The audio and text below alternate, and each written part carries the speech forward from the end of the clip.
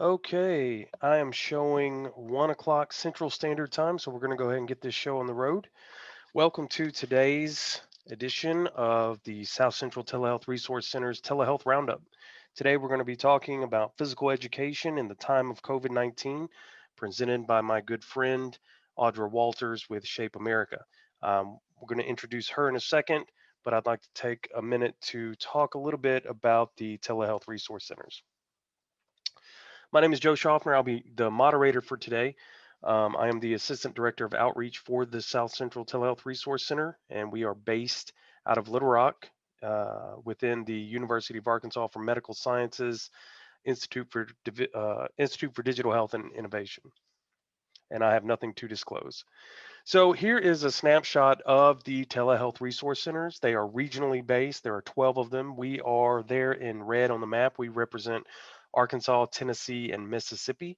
If you're joining us today and you're not from that region, feel free to reach out and we'll put you in touch with TRC that is in your region.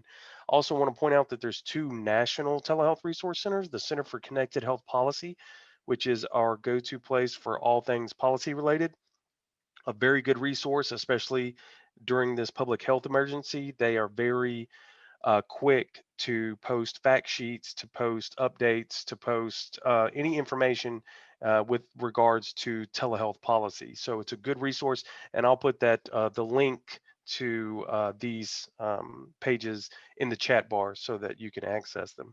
The other National Telehealth Resource Center is the Telehealth Technology Assessment Center, and that's our go-to place for all things policy, not policy, excuse me, technology related. They do product reviews. They have workshops. It's a great place for the those who are interested in the technical side of telehealth. So, what do telehealth resource centers do? We talk to you about anything from policy to technology. You know, does your program need a fully decked out telehealth clinical cart, or can your program get by with just some encrypted broadband and an iPad? We'll talk to you about program development, practice guidelines. We try to meet you where you're at on your road to telehealth and try to get you where you want to go. We help with technical assistance questions. People reach out all the time with regard to, you know, remote patient monitoring billing or chronic care management as it relates to telehealth guidance in those areas. So feel free to reach out. You'll have our contact information shortly. And like I said, reach out and we'll try to get you where you want to go. So I want to encourage everyone to go to our website. Again, I'll put these links in the chat bar. We have a host of information there, everything from previous webinars, podcasts. So I want to encourage everyone to check out our website. We also have a link specifically designed for resources as it relates to COVID-19. So it's a good thing to bookmark. So there's our contact information. There's the generic information, and then there's my direct information as well. Feel free to shoot me an email, give me a call, and we'll start a conversation on how we can assist with your telehealth needs. That being said, it is my pleasure to introduce Audra Walters. She is the program manager for Shape America's cooperative agreement with the Center for Disease Control and Prevention. She works with state departments of education and health to promote school health, specifically by supporting effective health and physical education programming. Previously, Audra was the director of coordinated school health at the Arkansas Department of Education, injury prevention coordinator at Arkansas Children's Hospital, and the school health advisor at the Arkansas Department of Health. Audra holds a bachelor's degree in exercise science and a master's of science degree in health science, both from the University of Central Arkansas. That being said, I will stop sharing and turn it over to you, Audra. Awesome. Thank you, Joe. Almost didn't get myself off mute, which after a year in remote learning and remote uh sorry, let me get the right screen. And virtual work, I still that's a mistake I still frequently seem to make, is to forget to take myself off mute. Um So thanks to you that are able to join us in person, and for those that will be watching the recording, and also thanks to the team at UAMS for having me. As Joe said, my name is Audra Walters, and I've spent most of my career supporting school health and physical education, so I'm excited to be able to speak to you today. And I want to take about the next 40 or 45 minutes or so to talk about what physical education looks like in a pandemic. And even though this information may not directly relate to you in your roles and responsibilities in your job, I still am a really big believer that as healthcare and public health professionals, that we are really powerful advocates for health and physical education in schools. It's something that benefits our fields when we have folks that are physically and health literate. And so I just think it's a really, really important thing to know and understand and to advocate for. So obviously, COVID-19 pandemic has drastically changed how schools operate, and it's brought to the forefront the importance of prioritizing the health and well-being of all students. Schools this year have had to create new models for learning and finding new ways to support students' physical, mental, academic, social, and emotional health. Terms like physically distant PE or virtual PE may sound like oxymorons, but schools have been and will continue to offer physical education as part of a well-rounded education, regardless of the model. Um, just checking the chat to make sure I'm not getting in trouble for anything. Before we jump in, I want to tell you a little bit about the organization that I represent, SHAPE America. So SHAPE stands for the Society of Health and Physical Educators, and we are the national membership association and serve as a voice of over 200,000 health and physical educators across the country. We developed the national standards and grade level outcomes for K-12 physical education and have very recently acquired the copyright to the National Health Education Standards, which we are super, super excited about. The National Health Education Standards have not been updated since 2007, so they are in dire need of an update, and we're excited to embark on updating both sets of those standards in the next year or so. And you'll hear me talk about standards a lot because these standards provide the foundation for the effective instruction that I'll be talking about for the rest of the session. So as schools continue to adjust their models of student learning during COVID-19, it's really important to differentiate between physical education and physical activity, and for schools and decision makers to understand their role in providing students with access to both. And to some, it might be obvious. I know we have someone on here right now that is a former PE teacher. To some, that it's obvious that there's a difference between the two. However, it's still a distinction that that is outside of the field is really still important to make for folks that aren't as familiar with school health and physical education. So for the purposes of this session, I want to define both of them. So physical education is a planned, sequential K-12 standards-based program with a curriculum, appropriate instructional strategies that are designed to develop motor skills, knowledge, and behaviors of physical fitness, sportsmanship, and active living. And the goal is for students to become physically literate.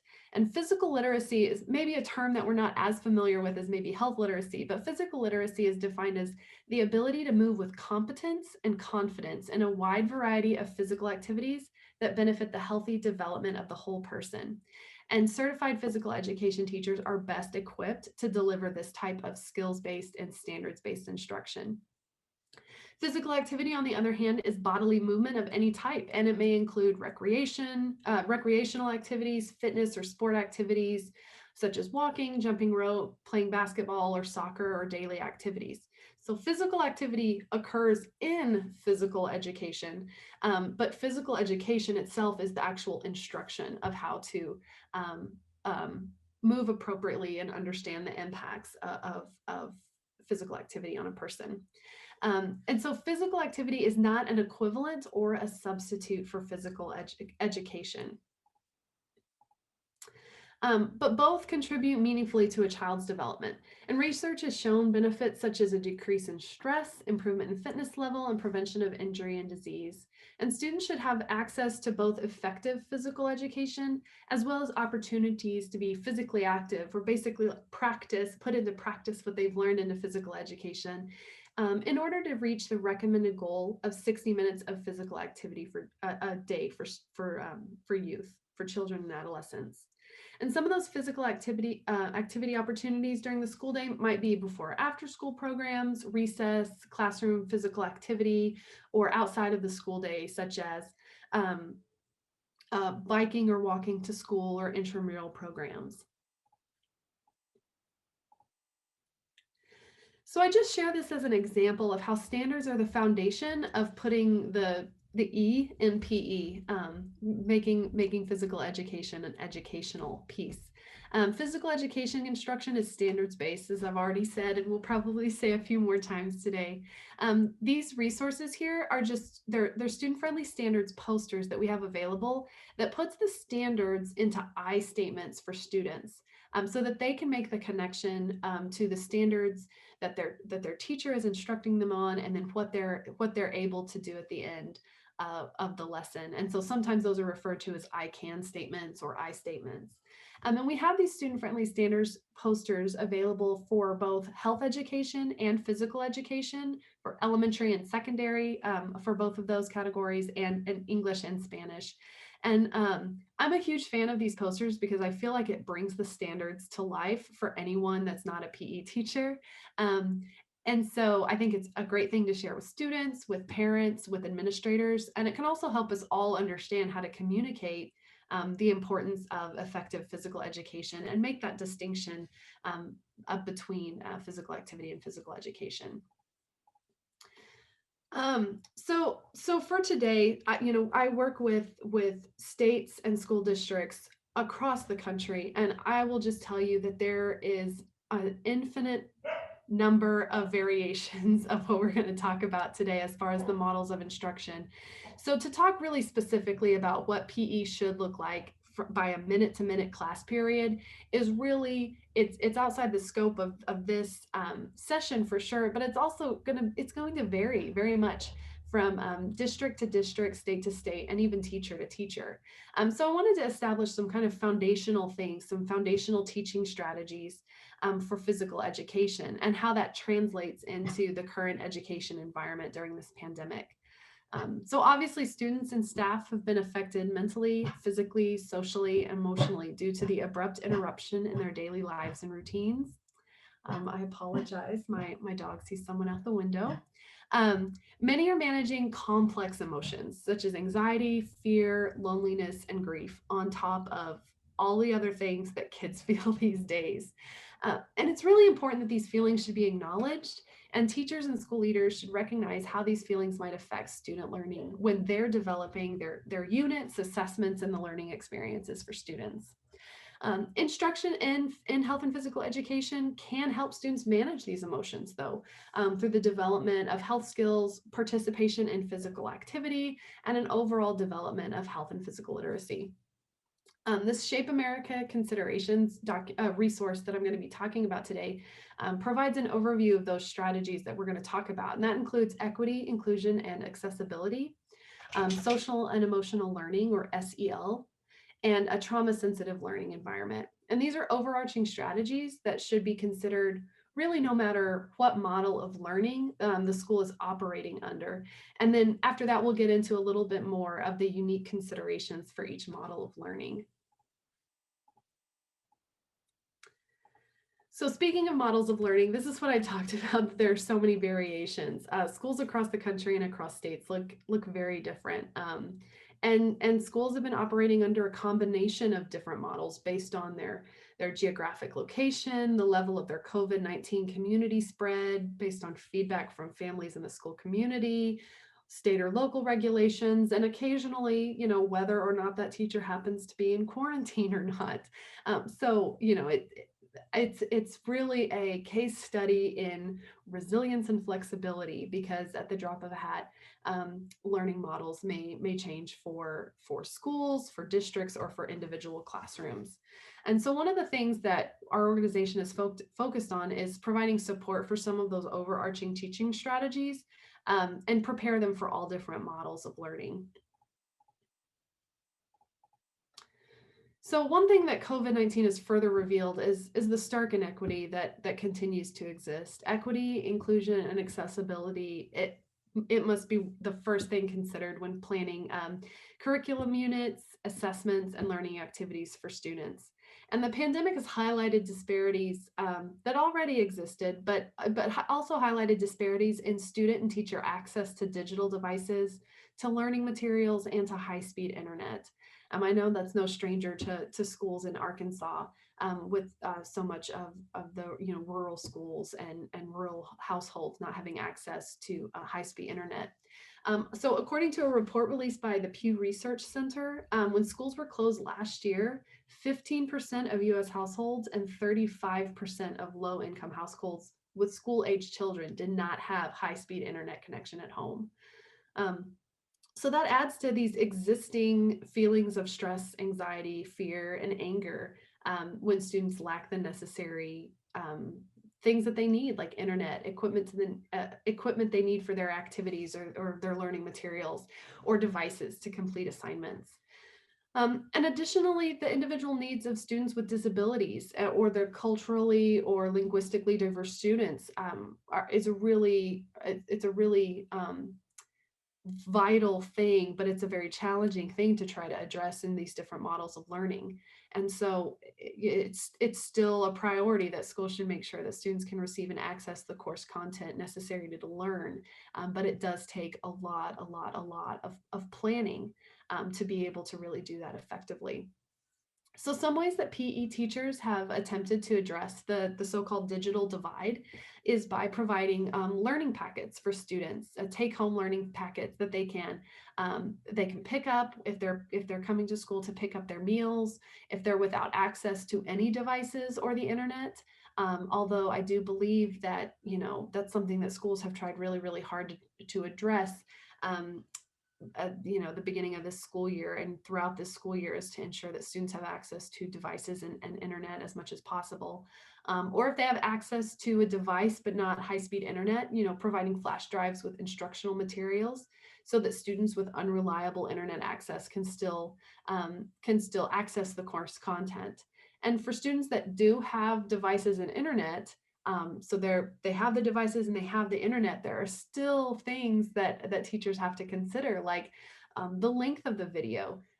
So if you're uploading a really long instructional video, then there are going to be students that have difficulty watching that because of buffering or internet speeds. And so these are all examples of things that right now PE teachers are having to, across the country, are having to consider as they plan for their lessons. And inclusion and accessibility also includes, even when you do have your materials that are available on devices with high-speed internet, considering color contrast of the slides or the resources that you have, the type of images and videos that you have, and the type of text and color and background, so that's really easy for students to see, for all students to see, if they have a visual impairment or not. And so it's a lot to have to consider when planning these lessons. And outside of access to technology in their planning, teachers are also having to consider if students have access to safe places to be active. If they're able to be active indoors but not outdoors, or outdoors but not indoors, and vice versa. So this is an example of a ready-to-go take-home packet for secondary students, which is available in both English and Spanish, and it's a great way for ensuring students that don't have access to technology for digital learning can still participate in the lessons. This is a ready-to-go take-home packet that we did last spring, and so it's been kind of a model for how others um, have done their own take-home packets and tried to make things specific for their students and for the resources that they have available. So this is just an example of the kinds of materials that might be included in something like that. So on the slide, you'll see we have a physical activity log, and that's over here if you can see my mouse. And so this is used to kind of have the student take ownership and figure out what type of activities, physical activities they like, and they can log and date it and have some kind of accountability for what they're completing. They can also identify the intensity and how long they did the activity. And then what is a really important piece is also to have some reflection questions on that. So what were their biggest challenges? What are ways that they can improve on those challenges? Um, and so that's a really important piece because that connects this to the PE standard 5, which is students valuing physical activity for expression, enjoyment, challenge, ways to connect socially, and so on. One of my favorite things is the daily big 3 over here, and this has students take ownership of their health and wellness by asking them every day to do 3 things that supports their mental or emotional wellness. And something related to physical activity, and then to reflect on how those things made them feel. And that's also that kind of social emotional connection of like self-awareness. And physical activity is important, and it's a great tool to help with our mental wellness, and being tuned into something like this is so important right now. So how do you feel after a walk? How do you feel after exercise? And helping students make those connections for themselves. So speaking of social emotional learning, or SEL, it's a critical component of education right now, and um, will probably always be just because it's a huge need in a child's development, and it really is a key component of health and physical education instruction. So intentionally incorporating SEL is really essential in supporting students through COVID-19 right now. Right now, kids of all ages are struggling with stress and trauma, and we know adversity impacts learning, but these effects can be mitigated by strong and trusting relationships and opportunities to develop and practice social and emotional learning skills. Um, and physical education naturally supports and aligns with the Castle's SEL core competencies. So these are skills that can be developed through distance learning, hybrid, or in school instruction. And some specific strategies are to collaborate with other staff members to share what SEL specific skills are being taught in physical education, and embedding their daily teachers' daily routines that incorporate SEL throughout the lesson. So that can be through things like morning circle, whether that's an in-person or virtual circle, in the activities and warm-ups, and in introductions and closures, just having those kind of touch points that reinforce social emotional learning. Um, so this is a resource that this document aligns Castle's social emotional learning competencies and related skills to the Shape America National Standards for PE.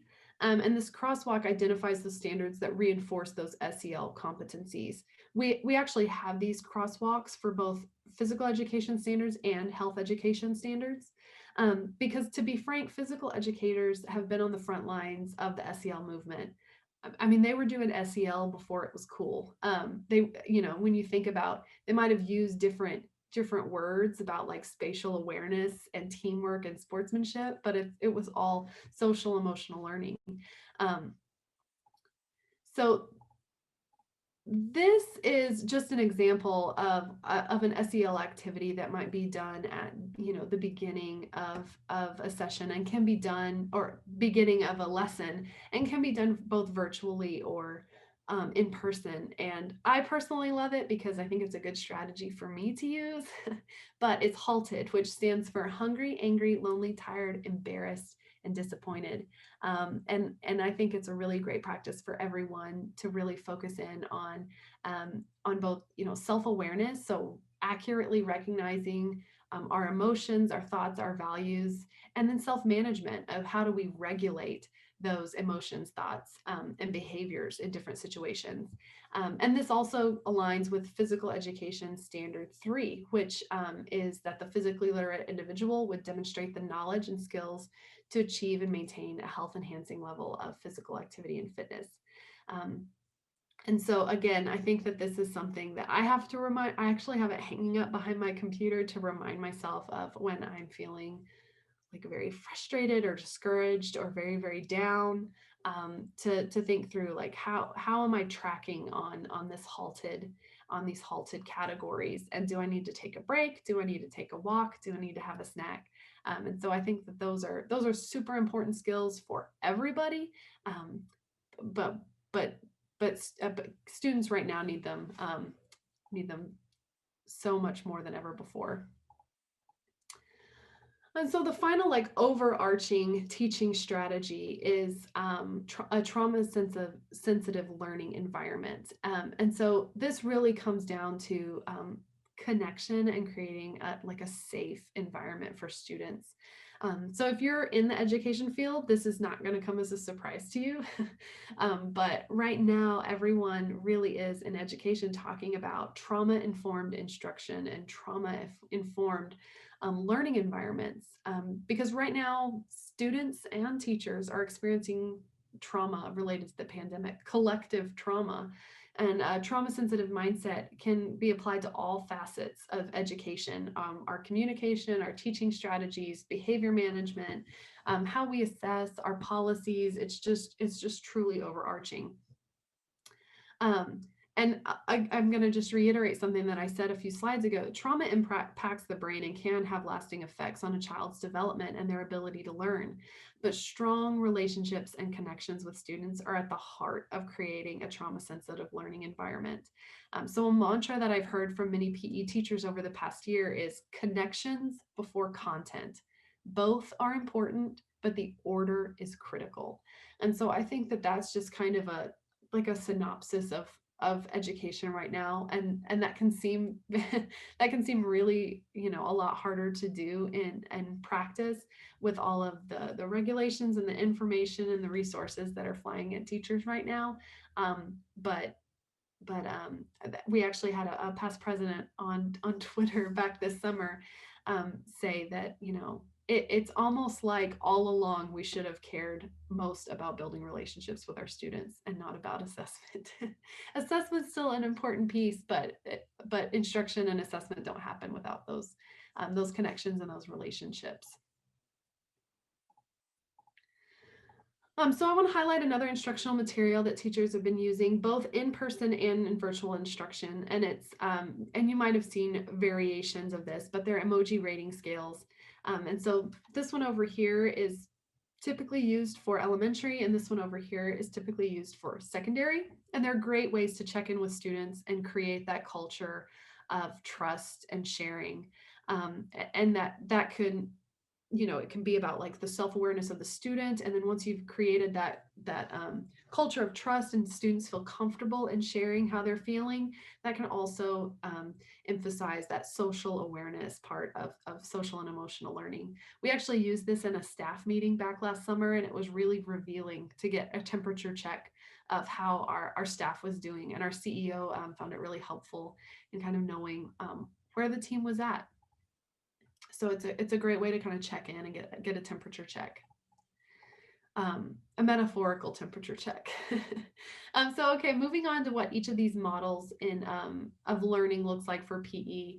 For schools that are meeting in person with physical distancing, obviously many new protocols and precautions have been put in place to ensure that the health and safety of the students. And so this next section, we're going to talk about some kind of specific considerations for in-school instruction with physical distancing. For in-person PE class, teachers are planning for they're planning for, what is the physical environment that I have. So what are my facilities? Do I have access to indoor spaces or outdoor spaces? What is my class size? Also, things like personal hygiene. So, do we have procedures that allow for both teachers and students to wash or sanitize their hands frequently? So that can be things like, eats up into your lesson time, unless that's time that's been built into changing classes, and so making sure that that's something that is planned for. Also, equipment safety and sanitation, which includes limiting or eliminating the use of shared equipment and developing procedures if equipment is used for disinfecting between student use. And so all of these things have implications on the instructional strategies, such as continuing to address the standards by maybe focusing more on individual pursuits and skills that don't require physical contact, like your cooperative team sports. And so that's also kind of a paradigm shift that's happening in physical education as a result. So this is a table that provides some examples of how to prioritize grade level outcomes within the national standards and some example activity ideas and strategies for implementation. So still the standards should attempt to be addressed when possible, but it takes some creativity in trying to figure out how those standards can be addressed. So again, there's kind of a paradigm shift for a lot of physical educators right now in shifting the focus of their curriculum away from like sport-based curriculum and to focus on standard 3, which is about health enhancing fitness, standard 4, personal and social responsibility, and standard 5, the value understanding the value of physical activity. And then be very creative when incorporating activities for standards 1, which is motor skills and movement patterns, and standard 2, movement concepts that are safe and appropriate and use limited or no equipment. Um, and so some of these units that can be adopted for physical distancing in person are things like individual motor skills requiring no equipment, like racket sports, track and field sports, personal fitness, yoga, and just kind of emphasizing those skills. So right now we're supporting teachers and focusing on the most essential standards and grade level outcomes that they can realistically do in their current model of learning. But still, many schools are providing distance or remote learning for students. Some are doing it for all students. There are schools across the country that have not done in person yet. They're still in distance learning. Some are doing variations of hybrid. Some are switching. So there are a lot of schools that were distance only in the fall, and then opened up to do in person with social distancing or hybrid this spring. So it's kind of a moving target. But even when students are learning at home, physical educators are really still trying to provide students with the guidance and activities to help them meet the standards, meet the grade level outcomes, and try to get as much of that 60 minutes of a moderate to vigorous physical activity each day in as they can. Um, so I'll talk about next some strategies for distance learning in physical education.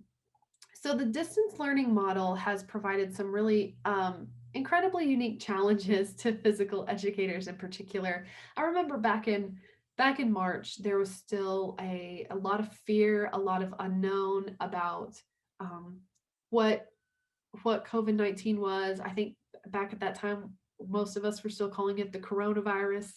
Um, but and there was a lot of concern about, like, can we even do PE? Like, can we even do PE anymore in this? And so there's been some so last spring there were a lot that were caught off guard on the sudden switch to total virtual learning, and many folks, just because it was an extreme situation, really just focused on building relationships and providing some kind of physical activity. And that was fine for the time that we were in. But now that we're in this school year, our hope is that physical educators now have had some time to really get back to the E in PE and focus on that, providing that standards-based physical education instruction in a virtual learning environment, even though that can look very different. But the results have been wonderfully creative. Um, Another unique challenge is how do you build relationships when you're only seeing your students virtually, or you're not even connecting with them in a synchronous way. So there are a lot of really unique challenges, but there have been some really cool strategies that have been done in doing distance learning models. Okay, so this isn't a Shape America resource, and many of you may have already seen this, but so many teachers are using Google Classrooms for asynchronous learning, and I love it. I think it's very cool. I've seen some virtual PE classrooms set up where they have different items around the classroom that students can click on, and then this slide basically serves as the classroom for the week with all of their activities and reflections. And so an example of that is maybe by the end of the week, students would complete however many activities you required and would do a reflection, a physical activity log, or some kind of virtual check-in or exit ticket at the end of the week. I've also seen these used for health education, very, very cool health education, Bitmoji classrooms. Um, and so this is just a screenshot of a classroom I built as an example. This is not a real life Google Classroom for an actual physical education class. But you can see how you could build these virtual classrooms and click on different items or these little characters called Bitmojis, and you can link things to them. So for example, in my pretend virtual classroom, I linked to a yoga routine for beginners, an at-home weightlifting routine, some individual basketball skill building drills, and then a reflection activity. Now, not all of those activities would be in a single unit. So this is just an example of how it's a really engaging way to organize a virtual lesson. And PE teachers are using these virtual classrooms in a variety of different ways. Some are using the Bitmojis, but others are doing recordings of themselves giving quick instructions or demonstrating activities, maybe through a video, or something I've seen a lot of are very short GIFs where the teacher is demonstrating a movement. Um, and it might seem like a small thing, but it goes a long way in building relationships with those students and increasing student engagement when they see their own teachers demonstrating the activities and giving the instruction. You know, you can link to a bunch of different things on YouTube, and in moderation, I think that's wonderful, but students want to see their teachers. And so I think it's a really, if there's not synchronous learning happening, then having those little videos or pictures of yourself demonstrating the activity are really, really helpful in kind of building that culture. Here's some other examples. Again, I feel like this can look 1,000 different ways because every school is different and every teacher is different. But technology in education is not going away. And to a degree, virtual learning will probably never go away. So I just wanted to highlight some ways that these strategies that we've been talking about um, can actually look like in real life and how they take shape. And so this exit ticket right here is just an example of an informal assessment that allows the teacher to connect with the student and gauge how they're doing with that activity. And so, this teacher in particular is using Jamboard, which I love Google Jamboard. I've used it in trainings. It's a great way to do some kind of collaborative brainstorming, and it's very engaging. Excuse me. But there are different technology ways that you can do something similar to this and kind of get a finger on the pulse, if you will, of how students are doing with their activities. This is a very cool activity, the Choose Your Own Adventure workout. So it's an example of allowing for student choice that doesn't require equipment and focuses on personal fitness. The canned goods upper body workout over here is an example of using creative ways to teach strength training, to teach about the body, the muscles in the body, and exercises that target those muscles in a way where students that don't have access to exercise equipment can still participate in the lesson, just with things around the household. And then the SMART goals action plan is another example of how physical education and social emotional learning just tie together so beautifully. So in this case, self-management through goal setting, and then planning their physical activity goals for the planning their physical activity goals. It just really goes hand in hand. And this is a skill that, you know, we can all use throughout our entire lives. And so it's exciting to see students, young students, begin to think about this and learn how to incorporate these practices. So the hybrid learning model is almost just like a catch-all of everything that we've talked about, because there are so many different ways that this can look. And so in a hybrid learning model, some students attend school in person on a staggered schedule. So some may attend in the mornings or attend only in the afternoons. I've seen attendance that's staggered by days of the week. So, you know, you go to class on, or you go to in-person school on Monday, Wednesday, Thursday. I've seen it staggered on by grade level, and I've even seen it staggered by last name. So there are so many options for how different schools are just trying to make the hybrid learning model work best for whatever their situation is. Um, so when not attending in-person school, students would then participate in that distance learning. And so that's another layer that teachers are having to think about right now, is when developing their curricular units and assessments and learning activities. Um, you know, if they're using the hybrid model of learning, is to figure out which pieces of that instruction are most appropriate for in-person instruction and which pieces are most appropriate for virtual learning or distance learning. And so many teachers are using project-based learning for this model, which allows for student choice, which student choice is huge in increasing engagement for physical education in particular. And so this might be, you know, in-person instruction is focused on learning a particular skill, and instruction given by the teacher, and then the distance learning is students go and practice that individual skill, or movement concept on their own at home. So this is just another table that's available in the considerations document, similar to the table I shared earlier, where looking at the specific model of learning, we've tried to identify some example activity ideas and strategies that meet the grade level outcomes for physical education. And so this table is for the distance learning model of learning. And so again, this can look very different in a lot of ways.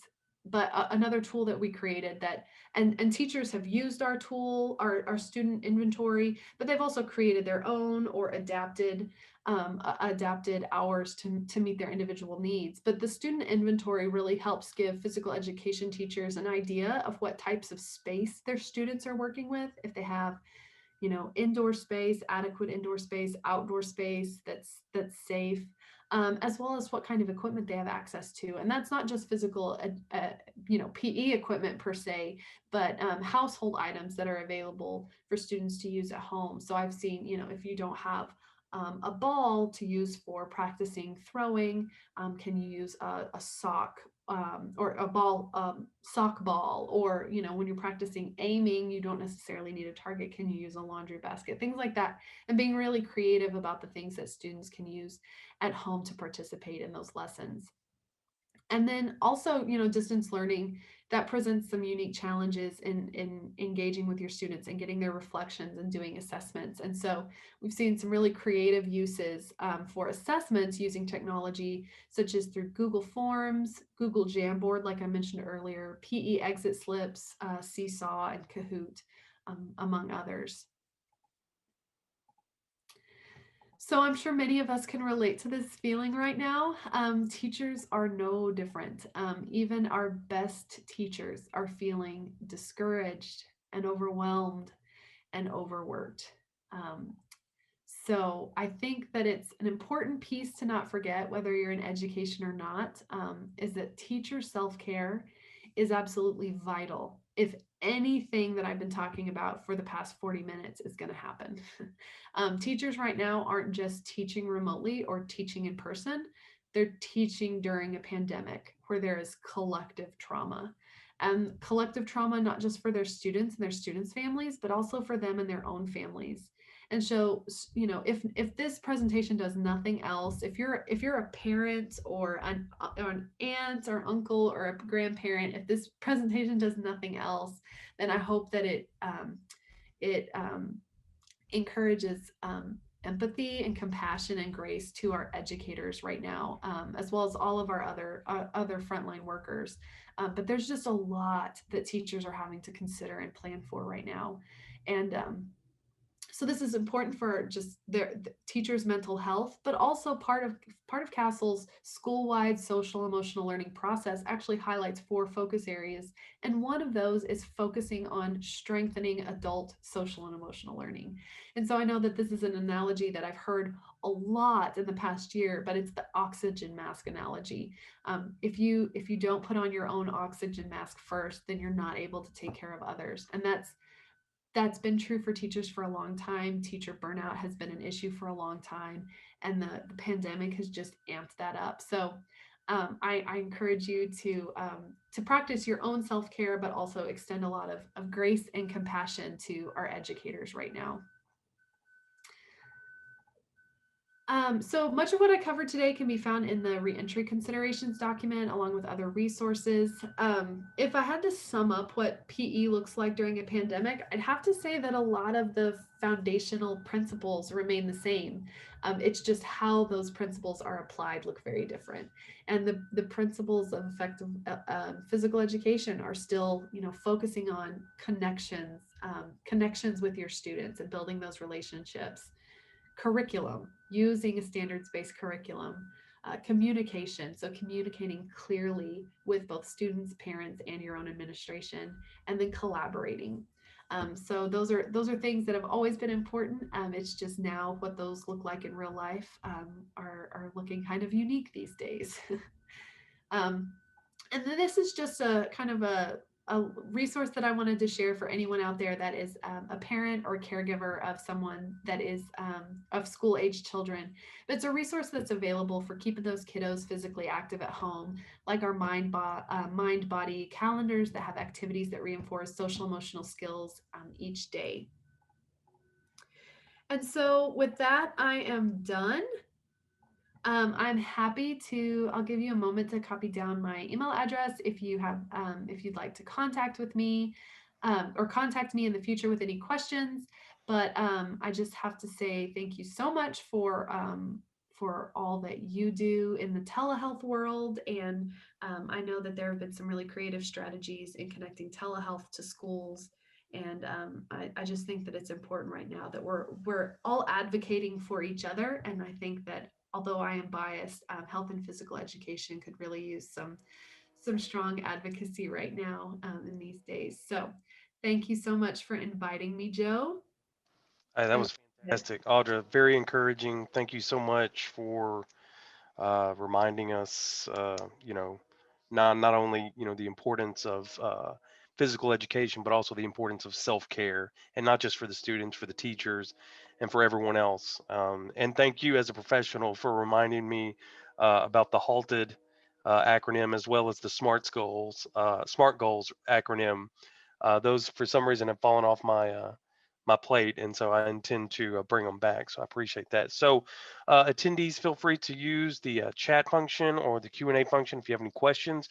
One thing I wanted to put in the chat box is, like I said, we're housed, the South Central Telehealth Resource Center is housed at the University of Arkansas for Medical Sciences, and one of the programs featured there is the school-based program. I just put a link in the chat box. It's a telehealth related physical education program, so I'd encourage everybody to check that out. Audra, you had some resources with links that you put up. Could those be found on the Shape America website? You're muted. man, I will never learn that lesson. I will never learn. Hey, it's all Yeah. right. If I reopen my PowerPoint slide, I can actually also um, actually I don't know where I saved it. So um, but yes, all of those resources are available. If you'll actually Google Shape America COVID-19, you'll actually get the direct link to our resource library where you can sort. There's like a filter that you can use to identify if you need, distance learning only, or if you need in person only kind of resources. And because that's another thing that we've heard from teachers. I mean, we heard it last spring, and then again this year, is there's also resource overload. Teachers right now are trying to do so much, and and so much planning and so much communicating with students and parents and checking on to make sure that if students are engaging online and things like that. So there's a lot happening, and so sometimes teachers don't always have time to like sit down and look through all the resources that are available. And so that COVID-19 resource library kind of helps sift through the things that are most relevant to what a PE teacher might need to see. Or again, parents. I mean, I think that this is a great thing to know, for parents, just to kind of have an idea of like what's happening in PE, how you can support your PE teacher, and how you can be invested in your own kids' PE class. Great. One more thing. I'm not seeing any questions, but one more thing. So you mentioned asynchronous virtual instruction, and you mentioned 60 minutes a day, which, as a father of three, all three kids doing virtual instruction, I got to admit, we're not meeting that goal. What Well, do you it's have? not it's not 60 minutes of virtual instruction. It's 60 minutes of physical activity. Yes, right, Oh, right. But what I'm saying is between the virtual instruction, either live or asynchronous, and the children actually doing activities, is there any recommendation for enforcement or any feedback that lets you know these kids are actually doing these activities? I don't think we're in an enforcement phase right now. I think people are doing the best that they can. And especially for those families that are balancing, distance learning for multiple kids and multiple devices and all of the logins and everything like that. I think that screen time was a problem before this. Screen time is just like amplified and exacerbated like nobody's business right Yeah, now. out the And window. so right. And so, I do think that there's an important role that physical education can play in that, you know, um, where, screen time and physical activity might go hand in hand, or that the physical activity might happen, off screen, like with those take home packets, or just with, the instructions are given in an asynchronous environment, and then the kids just try to complete those activities on their own time.